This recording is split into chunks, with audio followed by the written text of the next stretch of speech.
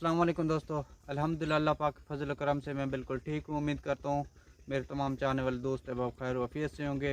आज का जो व्लॉग है, टॉपिक है, वो है सुन्नत के मुताबिक, नबी पाक सल्लल्लाहु अलैहि वसल्लम की सुन्नत के मुताबिक। आज आप दोस्तों को पता है पाक रात है, शब मिराज की रात है। आज जो है ना इबादत करें, नवाफिल पढ़ें और मगरिब इशा, और कोशिश करें तहज्जुद भी पढ़ें। इंशाअल्लाह सुबह वक्ती उठना है, नमाज़ पढ़ना है। इस रात हमें नबी पाक सल्लल्लाहु अलैहि वसल्लम जो है ना, हमें उनके सुन्नत के मुताबिक ज़िंदगी गुजारने का इंशाअल्लाह अहद करें। सब दोस्त, मैं भी करूँगा इंशाअल्लाह, आप दोस्त भी करें।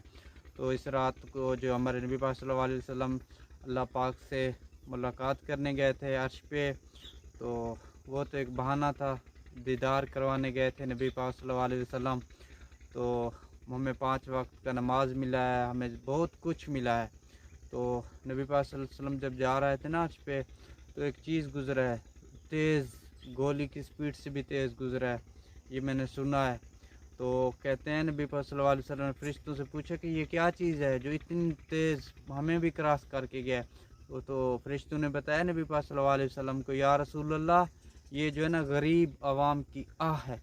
अगर मैं, मुझसे कोई ज़्यादती करता है या मैं किसी से ज़्यादती करता हूँ, तो वो जब उसकी ठंडी आहें पड़ते हैं ना, वो सीधा अर्श पे जाते हैं। तो कोशिश करें किसी का दिल ना दुखाएं, अगर दुखा भी दें तो उससे ऐसे हाथ बांध के माफ़ी मांग लें। हो सकता है अल्लाह पाक माफ़ कर दे यार, इंशाअल्लाह। किसी की दिल आज़ारी ना करें। तो आज रात आप दोस्तों को पता है नमाज़ पढ़ना है, नवाफिल पढ़ने हैं इंशाअल्लाह, और नबी पाक सल्लल्लाहु अलैहि वसल्लम की सुन्नत के मुताबिक ज़िंदगी गुजारने का अहद करना है। यही कुछ कहना था आप दोस्तों को। इंशाअल्लाह कल मिलेंगे नेक्स्ट वीडियो में।